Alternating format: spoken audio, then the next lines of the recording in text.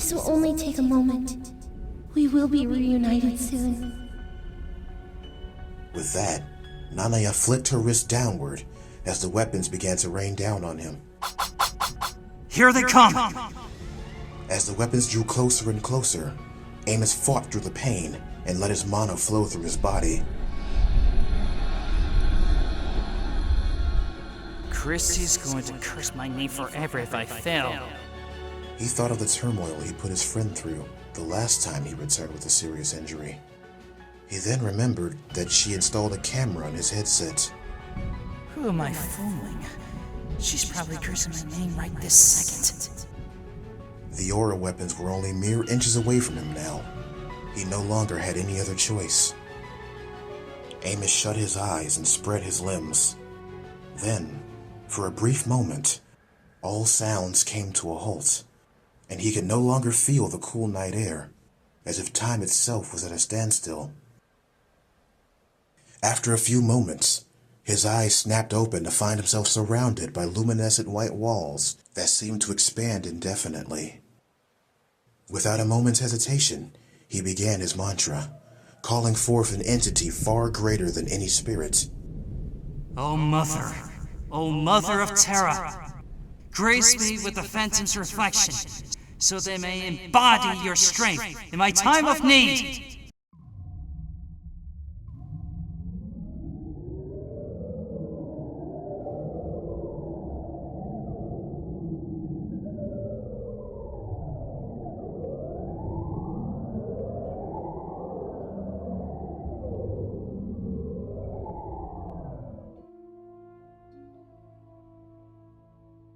Will-o'-the-wisps began to dance and swarm around him, eventually congregating and forming the silhouette of what Amos thought to be the visage of a woman with child.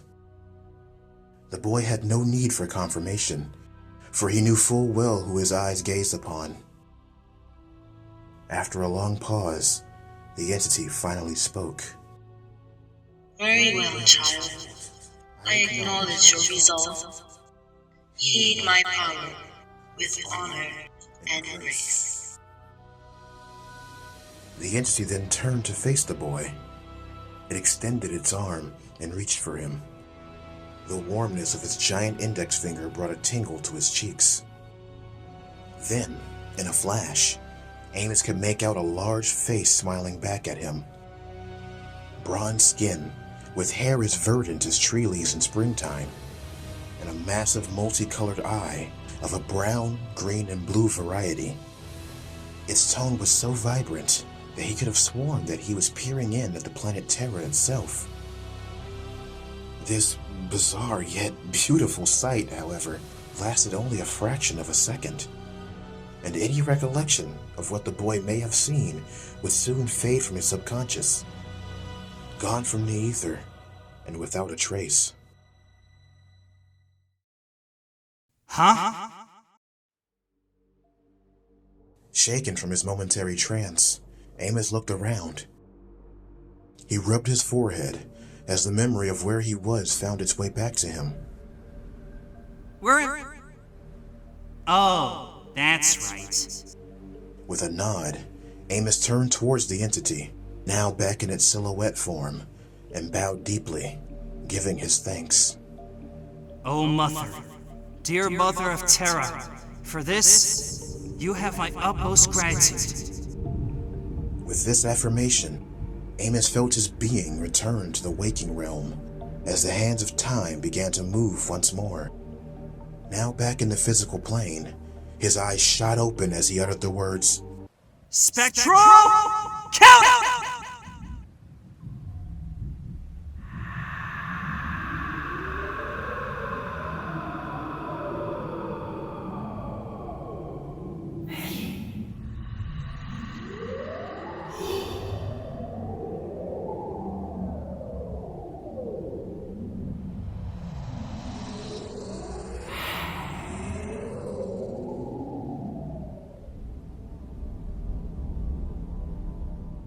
Just then, he noticed that the aura weapons closing in on him were no longer visible.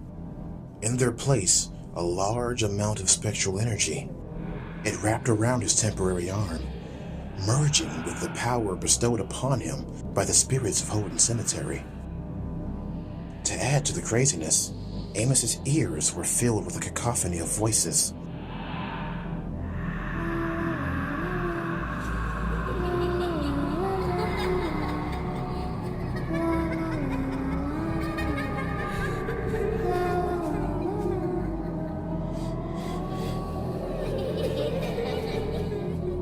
Love, laughter, tragedy, sorrow. He didn't even have time to comprehend any of it, as all of that energy quickly expelled itself from its host, forming a massive orange sphere. What? Nanaya's mouth hung agape as she stared down at the phenomenon. She couldn't believe her eyes. All told, neither could Amos. He had used this ability against formidable opponents numerous times, but it had never done anything like this before. What is this? In seconds, the sphere emitted a rapid, tempestuous gale, knocking Amos to the ground and launching itself with unrelenting force toward Nanaya.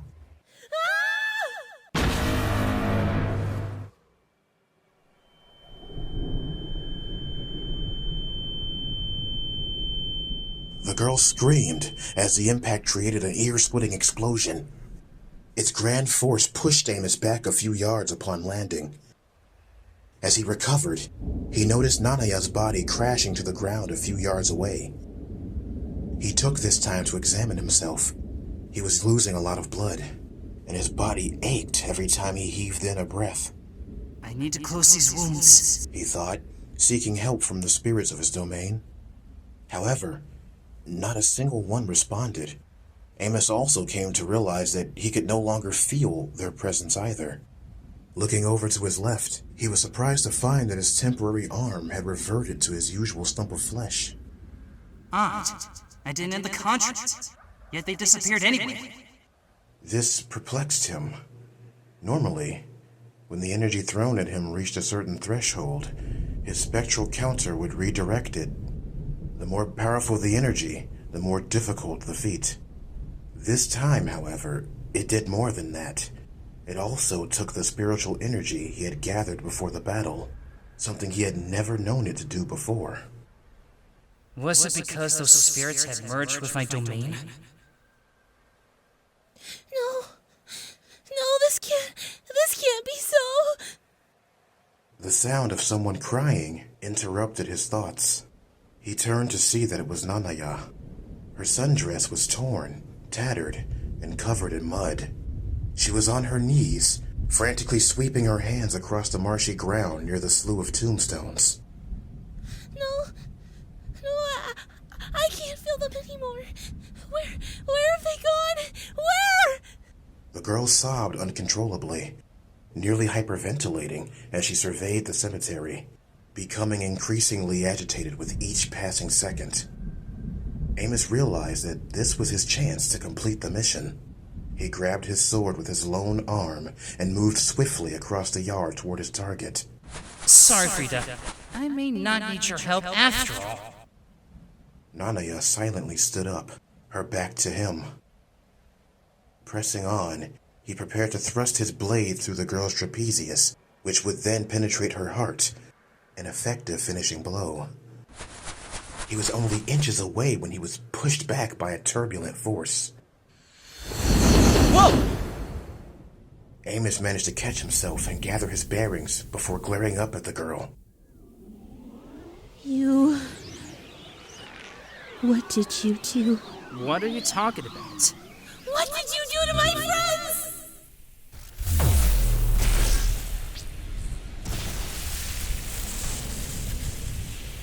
Amos was taken aback by her outburst.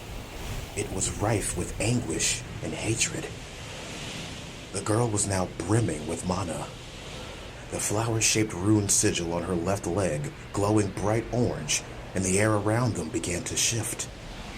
Amos couldn't detect any spectral energy.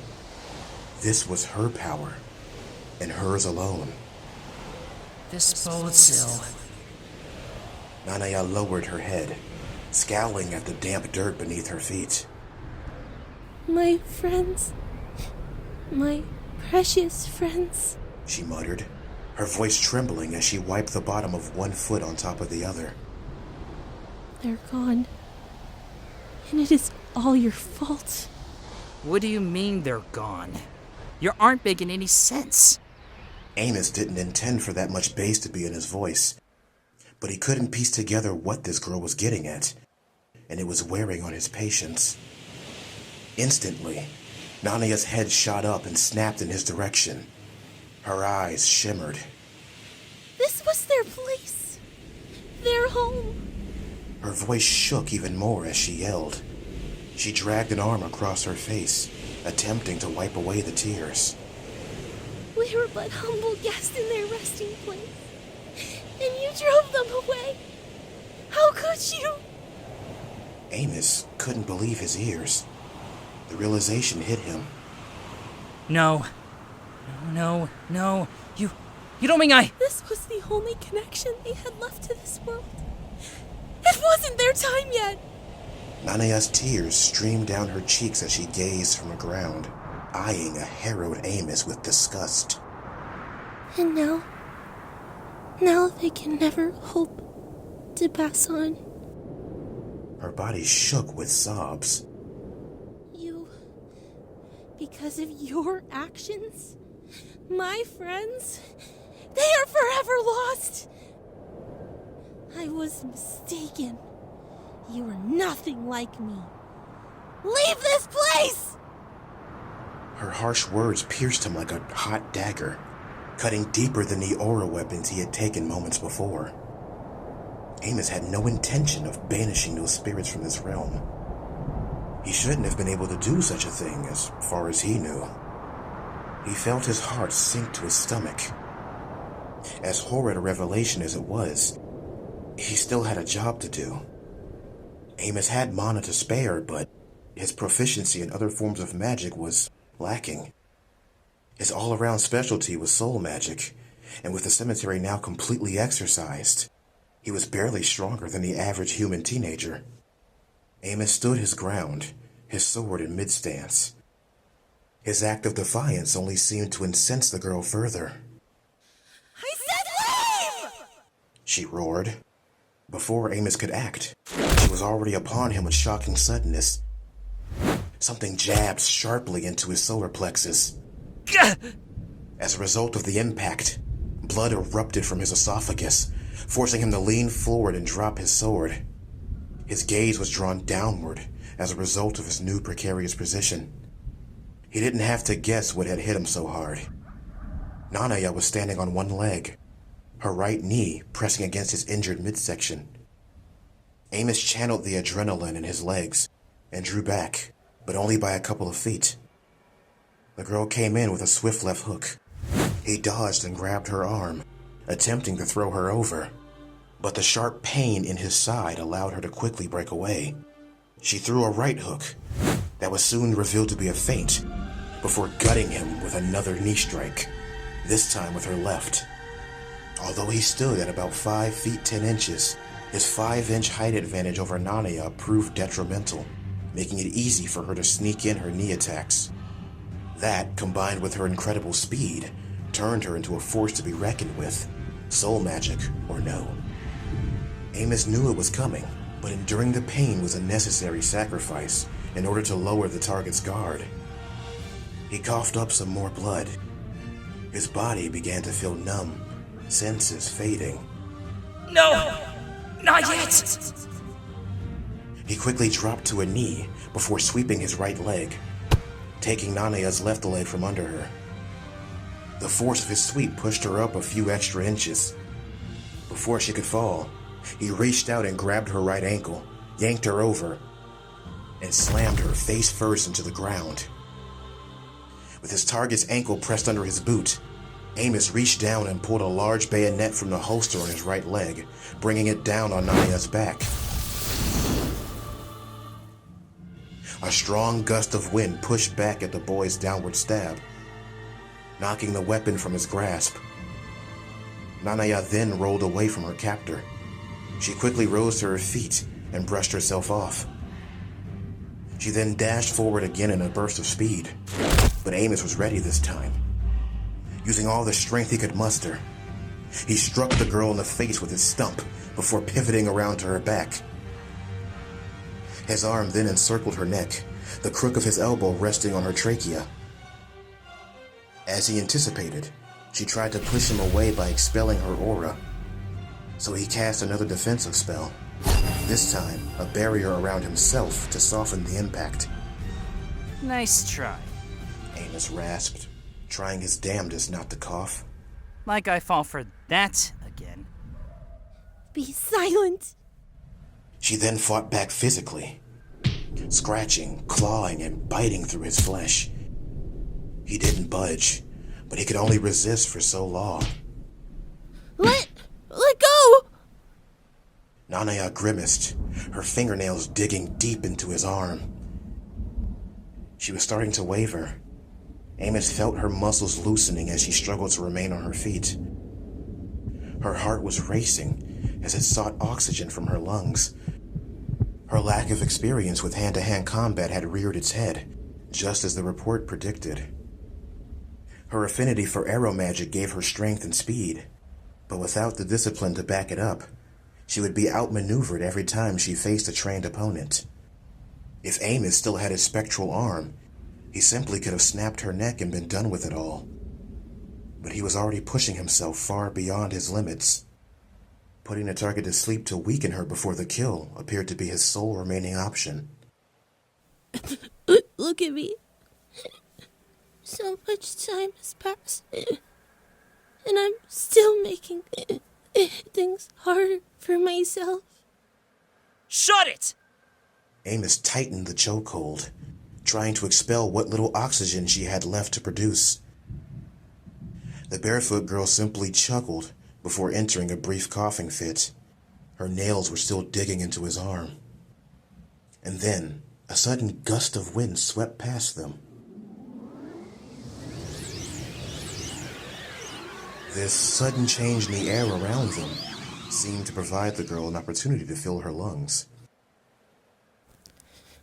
If only Chen could see me now. Nanaya continued. She clenched her right fist, now brimmed with orange energy. Surely he would scold me for being so thoughtless. I can't have that, can I?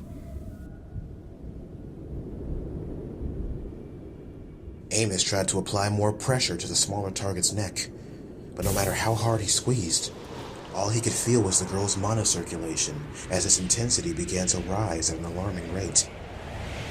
This surge, where is she getting it from? Nanaya croaked as a swirling sphere of energy formed around her fist.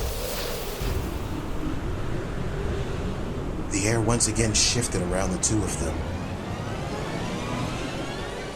Matsuga! She then threw her fist back, pounding Amos square across the face. The sphere gyrated furiously, grinding into his skin before a powerful gale sent him flying backward. He slid violently against the ground, his head and limbs hitting a few jagged rocks before slamming back first into a tall tombstone.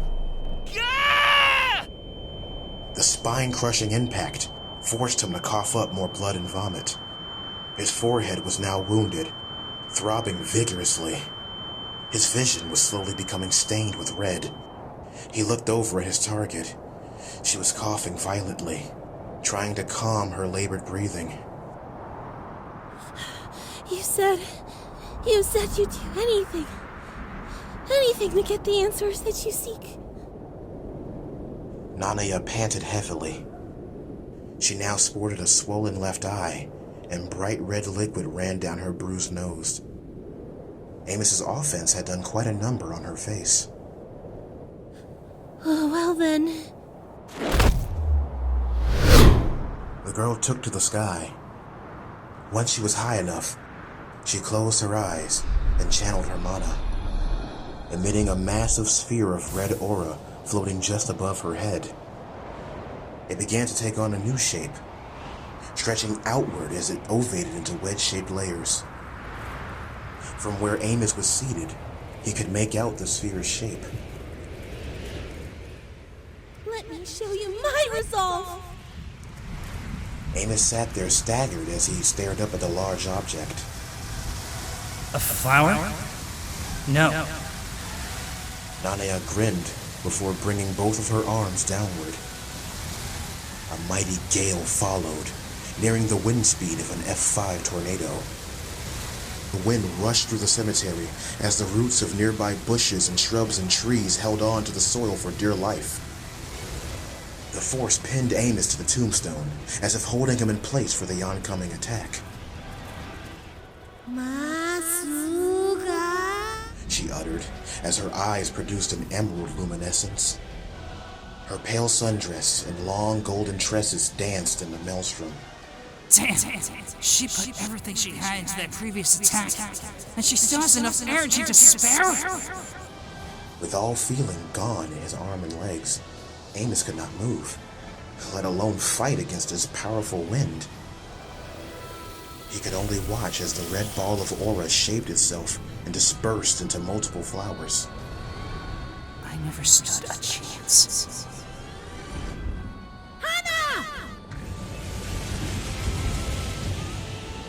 The girl roared as the flowers rained down on him. The suffocating aura seeping from them told Amos that he would not survive should this attack land. The sheer amount of red light illuminating the cemetery around him was bound to get caught in the blast as well. Suddenly, a humanoid figure in black dropped down from the sky, landing in front of Amos. Even with his crimson mask and blurred vision, he could make out the ethereal features of the girl staring back at him. Frida? She nodded, before standing up straight and turning to face the threat bearing down upon them. The girl quickly shed her tops and began to change her form. Her skin transmogrified into sickly pale blue flesh, similar to Amos's temporary arm. She then stuck both hands into her chest and proceeded to rip open her torso, which made a gross peeling sound.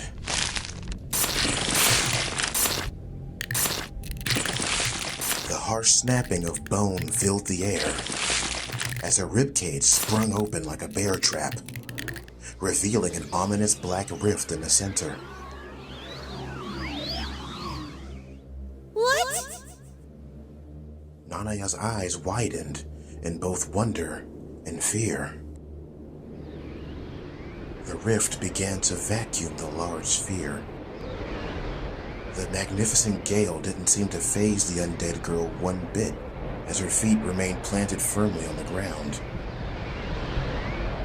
Nanaya watched helplessly as her strongest attack was being drawn into the girl's body. As soon as the attack was fully absorbed, the undead girl's midsection made a gross squelching sound as it closed itself back up. She reverted to her original appearance and threw her crimson shirt and black leather jacket back on as quickly as she removed them. Her Bon Appetit ability required her to be half nude from the waist up. Replacing her ruined clothes after every use would get quite expensive. So this was the best solution. Any normal person would have found the whole prospect embarrassing or unbecoming. Not this girl. The girl turned to gaze down at Amos. She had limestone skin, round pale green eyes, and long jet black hair tied into a single Arturian braid with a crimson ribbon on top. On the surface, Frida McCoy appeared to be the quintessential teenage beauty, but her speech easily betrayed her true age. Her aforementioned tops were paired with a black and white grid-textured skirt, black leggings, and a pair of black platform boots. This outfit was a bit outside the usual dress protocol for Eden Academy, let alone Order of Eve missions, but no one would dare tell the headmaster's eldest ward what to do. Another one? After belching out a tiny orb of red light, which quickly dissipated, Frida's gaze shifted up at Nanaya, who was still in a state of utter disbelief. However, upon receiving the black-haired girl's gaze, she quickly returned the sentiment with an icy glare of her own. Amos could feel an overwhelming amount of aura emanating between both parties. Nanaya brought her gaze over to Amos, back to Frida, then back to him. At that moment, Amos could tell what questions were swarming through her head, judging by her dazed expression. Who was this strange girl? Where did she come from? And how was she able to absorb her strongest attack in mere seconds?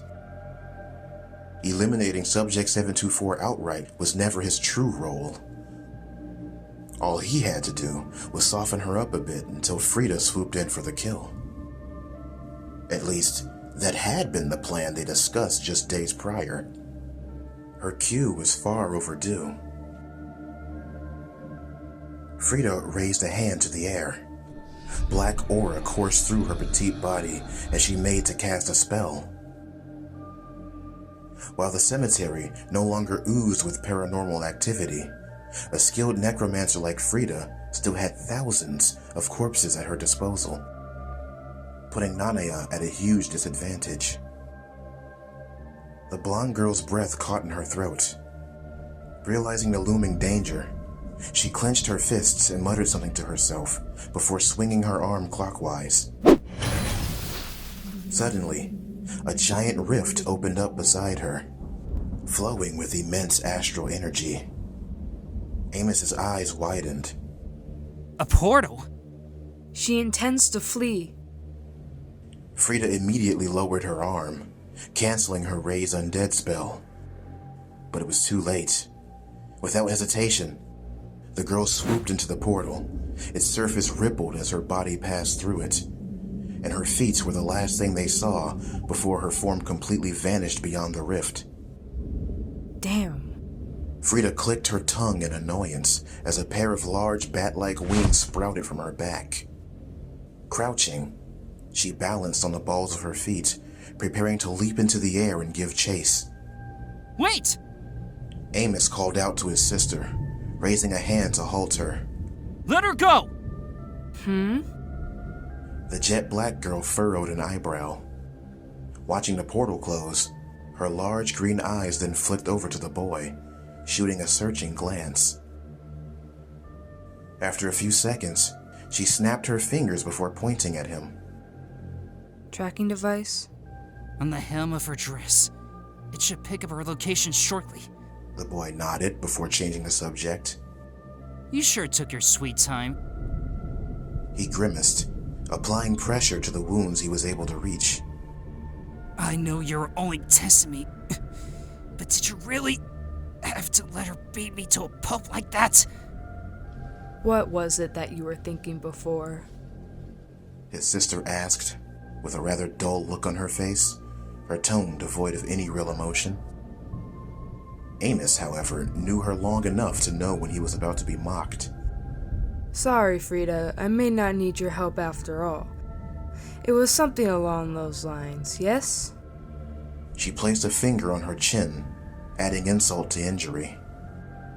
That was a temporary lapse in judgment. He smiled weakly, blood running down his mouth as he looked up at the girl.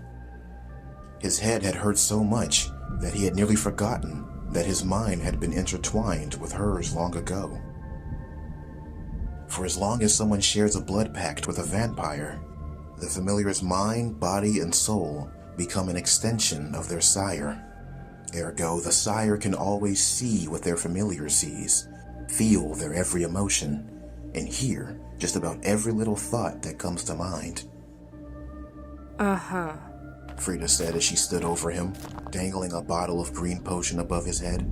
Here, I need blood from you, so drink up. Oh, right. Thanks. Amos said before he tried and failed to reach for the bottle. I can't re-feel my arm. Could you help me out a bit? Frida sighed as she set down the bottle beside her, before grabbing Amos and propping him down from the tombstone, laying him flat on his back. Ow, ow, ow! He yelled, raising his hand as high as he could in protest. Please be gentle. Beggars cannot be choosers. Frida sank to her knees. With a potion bottle in hand, she removed the cork. Hey, wait! You're supposed to shake those first, and you could at least sip me up before you... And shoved the bottle into his mouth. Amos coughed violently as he guzzled down the potion. As soon as the bottle was emptied, Frida sat him up and smacked his back a couple of times. His wounds were quickly beginning to disappear. There, she said dryly, as her brother continued to cough. Did it go down okay? Does it look like it went down okay? Ah, well, that wasn't intentional at all, I'm sure. And what's with the strange behavior? Watching you attempt to play mother in any way, shape, or form is simply off-putting, to say the least. Well, you are most welcome, my dear brother. There was a heavy layer of sarcasm in her voice as she crawled in between his legs. Now hold still. Frida drew closer, ripped the collar off of his skin-tight suit, extended her jaws, and sank her razor-sharp fangs into his exposed neck. Amos, who was used to having 2-inch fangs lodged into his flesh by now, still found himself wincing ever so slightly. That spectral counter. It was much grander than the ones from previous missions.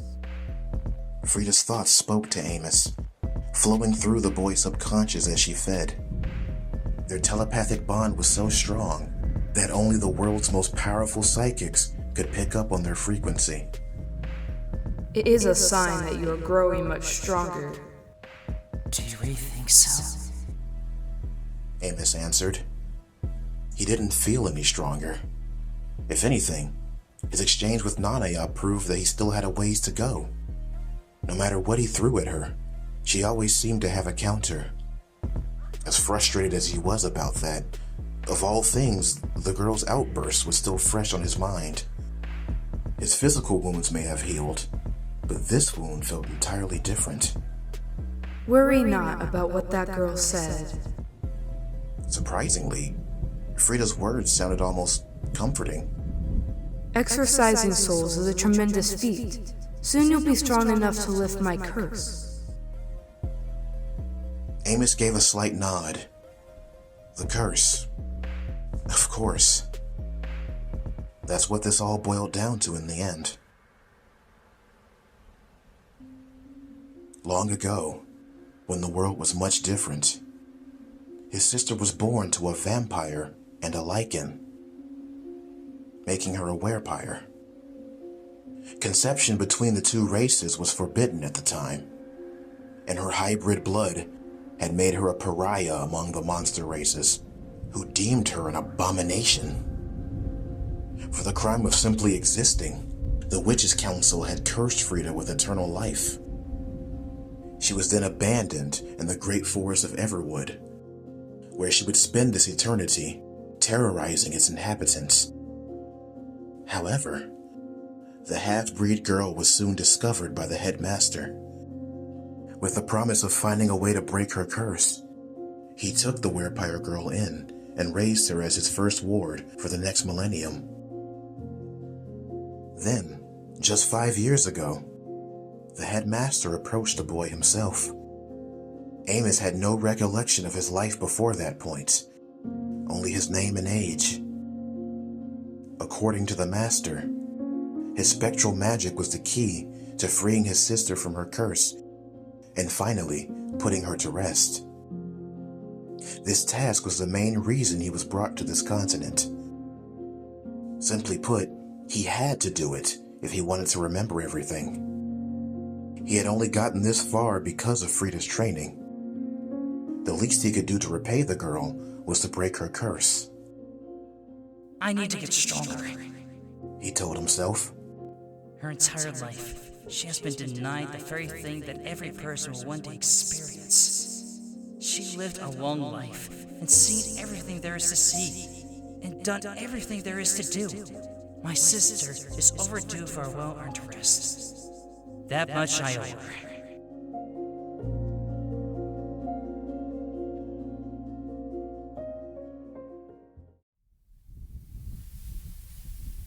Amos resurfaced from his trance and found himself back in the cemetery. The brush in front of them swayed to and fro as a gust of wind blew upward and through the taller trees, shaking and rattling their poplar leaves. The cool breeze caressing his cheeks felt nice and refreshing after the agonizing pain he had been through just moments prior. He then lowered his gaze, eyes fixed on the one he called his sister. As expected, the werepire girl was still feeding. In fact, she had been feeding for so long that his neck had grown numb. Even though the moonlight was now farther away, Frida's jet-black mane still glistened and sparkled under the luminescent beam, a lot like their target's hair had done 40 minutes prior. Amos found himself momentarily enraptured by the rare sight, before quickly shaking his head in self-admonition. While his sister continued her late-night bloody buffet, he reached up and flicked a familiar switch on his headset. Wolf to the garden. Come in, Graham Fisher. Kaname answered the transmission almost immediately. Wolf! She cried. There was a great deal of relief in her voice. Thank the gods you're alright. The feed got cut when you were engaging the target. We'd already thought the worst. Yeah, sorry about that. Frida's with me now, so it's all good. He immediately thought of Christy when he asked his next question. How much did you guys see? We saw just about everything, up until you got knocked away by that Matsuga. There was a slight tremble in her voice. Their Eve comrades were like family to Kaname, Amos especially so. And for a brief moment, she honestly thought that she had lost a little brother. And the camera died right when the target was going in for the kill. Oh, and twin drills? Kaname hesitated for a moment. Yeah, she just stepped out. I think it's safe to say that she may need a bit of time to herself. I see. Guilt washed over Amos. He knew all too well that he had a brutal tongue lashing to look forward to when he got back home. Of course she's angry. I broke my promise. Why wouldn't she be? Sighing heavily at his looming troubles, he pulled out a handheld tablet. The target managed to portal out of here. I placed a tracker device on her dress beforehand. I'm sending the map your way now. Alright, got it.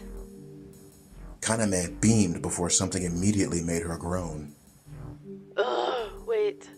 It needs the buffer first. This will take a sec. Kusanagi. This may not have been the best time, but Amos couldn't shake this nagging feeling, so he needed to ask. Hey, so that girl, she said her name was Nadia Kusanagi. You don't think... Hard to say for sure, but her appearance and DNA profile checks out. We can't really ignore her use of the Matsuga either. It's a Kusanagi bloodline technique after all. She paused for a moment, perhaps to gather her thoughts. Either we're dealing with a perfect clone created by those sickos, our clients, or we've all been lied to. I see. Amos had detected an unusual note of bitterness in Kaname's voice as she spoke. That alone told him that none of this was sitting well with her either. Thinking back to the headmaster's urgency when he issued this mission, Amos didn't need her to say it outright. All signs pointed to the latter. Nanaya Kusanagi's existence would only serve to reopen a case that the world was already trying to forget. If your life and everyone in it was suddenly taken away from you in a single day, what would you do if if it meant that you could see them again. The blonde girl's question still lingered in his mind. Numerous questions of his own began to pile up, as Kaname's voice snapped him back into reality. I know what you're thinking, Wolf, and trust me, I feel the same way. But we can't afford to dwell on that right now. We still have a job to do, don't we? Yes, Senpai. We certainly do. He found the sincerity of his upperclassman's words comforting. After a few passing seconds, Kaname spoke again. Ah, it's finally done. Ooh, it looks like she wound up in Marlea City. Enemy territory. Frida queried as she finished her drink, licking the leftover blood from her lips. Well, it's about time she came up for air. Not ideal, but nowhere near a problem. They have Project Galenga and Stardom as their protectors, said Amos matter-of-factly. Your point? My point is, if either of those factions were to catch wind of us, we have no other choice but to deal with them. Need I remind you that Project Galenga has Black Fang as their leader? Frida thought about it some more as she pulled a large band-aid from her pocket, peeled it from its wrapping, and stuck it over the boy's fresh bite mark. She then crossed her arms and frowned. Black Fang. Now there is a name. With a man like that at the helm, they do make quite the formidable faction. I suppose they may prove a bit of a problem. Amos tilted his head quizzically. You suppose? The guy wrestles drop bears for fun and has even killed 20-foot-tall nightwalkers. And you're telling me that you suppose? He shook his head in disbelief. I'm all for a good challenge. You know this. But for the sake of the mission, I don't think we're properly equipped to handle them. Frida looked disappointed. To think that an incredibly craven response will come from one of my students, and from my own brother no less. Surely you did not learn such things from me. What? Amos gaped at his older sister. Craven? He was appalled, yet unsurprised at the habitual callousness of her remarks. That isn't Craven, sister. It's just common sense. Excuses. Why do I even try? Alright, you two. Enough of your squabbling. Kaname reprimanded with a light chuckle. I've already dispatched Nano-chan and Spitfire. According to their intel, both Project Galenga and Stardom are currently preoccupied with another assignment near Everwood, so direct confrontation is avoidable. They've just uploaded their rendezvous point to our database. Be sure to meet with them there. A green X icon appeared on Amos's screen. He nodded. Got it. The plan was crystal clear.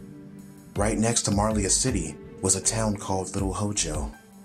The place was chock full of kanagi and onmyoji, meaning the number of wayward souls in that general area was significantly smaller than that of Holden Cemetery. Their target's spectral magic wouldn't be nearly as powerful without a large pool of souls in her domain. Thus, overwhelming her with numbers was the ideal strategy. And Wolf, one more thing. Yeah? You'll talk to Twindrills when you get back, won't you? After she calms down, I mean. Of course, Senpai. He answered her with no hesitation. Frida didn't say anything, but he could feel her eyes boring into him. Good, 'cause I need you guys on the same page if we're going to be working together. Kaname spoke in a very frank tone.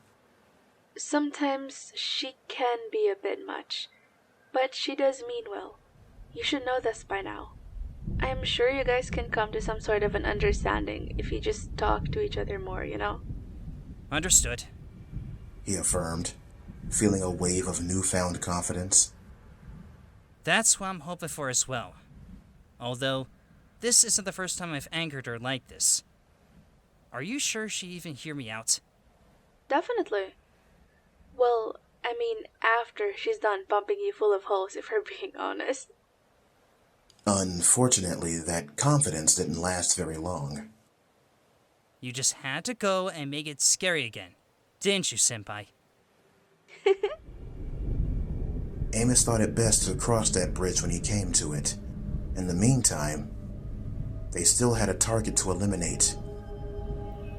He looked over to Frida and gave her a nod. You ready, partner? I am always ready. You are the one that always needs tending to. Well, I'm sorry that we can't all have your absolute healing factor, sis. Amos mocked, walking over to pick up his sword and returning it to its scabbard. And besides, what do you mean that I always need tending to? Did I not just feed you? That is expected when you enter a blood pact with my kind. You are merely fulfilling a legal obligation. What does that have to do with... whatever. As he walked back over to her, Amos heaved a sigh, realizing there was no point in arguing with someone who could kill him, resurrect him, and then kill him again. While she had never done this to him, he had seen her do it to others. Amos knew that he was valuable to Frida, but given her mastery in necromancy and the utter ferocity of her wrath, chances were even he wasn't safe. And he, for one, didn't dare test his luck. Ungrateful old hag. Just then, a thought he had fought hard to suppress slipped out into their shared mind. Shocked by his own carelessness, Amos clamped his hand over his mouth as if he had said the insult aloud. Frida's head snapped in his direction, her green wolf-like eyes emitting a faint glow. I heard that. No you didn't! I most certainly did. Did not! Did so. As their strange telepathic sibling row ended in a momentary draw, Frida spread her wings once again and walked over to the boy. We have dawdled long enough. I shall deal with you later. At present, let us refocus on our mission. Now, on your knees. Amos knelt before her, his arm stretched out to the side. The werepire circled the boy and knelt behind him, her chin resting on his shoulder. She then wrapped her thin arms around his waist, securing him. Frida readied her wings as she extended her right knee, her foot flat on the ground. She was getting ready to take off. The boy nodded. All right, let's do this!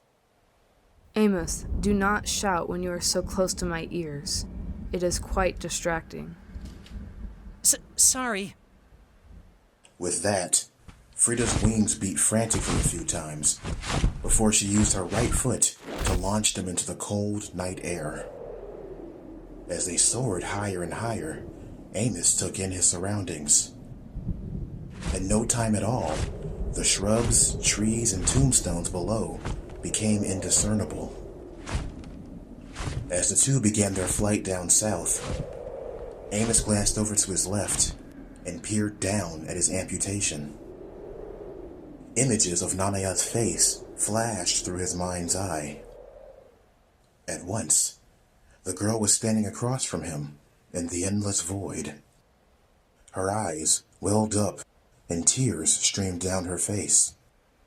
Her lips were moving. He couldn't hear her, but somehow he still made out the words, "Why? Why did you do it? How could you?" Her gaze was drawn deep into his soul, searching for an answer. Unable to come up with one, Amos simply stared back in silence and hating himself for it. A sudden gust of wind broke the awkward hush between them, and the gale swept at her long blonde hair. And then, she was gone. Huh? No, wait, come back! In the blink of an eye, Amos, was once again soaring through the night in the clutches of the vampire girl.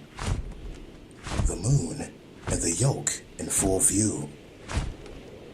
Amos cursed under his breath. He still didn't have a firm grasp on his spectral counter, and this frustrated him. Despite his sister's words of encouragement, the Barefoot girl's tears remained vivid in his head, and her harsh words echoed in his ears. Because of your actions, my friends, they are forever lost. I was mistaken. You are nothing like me.